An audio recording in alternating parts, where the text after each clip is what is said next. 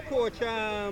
Tough game, but your team show a lot of guts and fight to really come away with a 2-0 margin of victory. Assess the team over the 2 hours.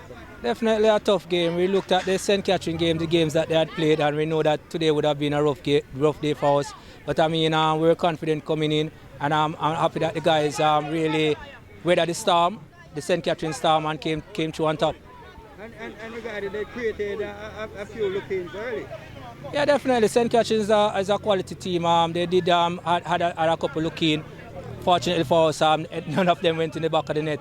I mean, it was a balanced game if you ask me. And you continue to stay undefeated. If you do that, you will be lifting the championship. Well, our preparation is geared towards such. It's about execution. We have a couple rounds to play, and we need to execute on the day. These teams are tough team, well-coached teams, and we just definitely have to execute the game plan on the day. How important are 3 points this is?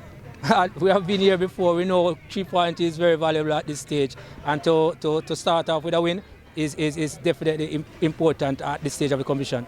Okay.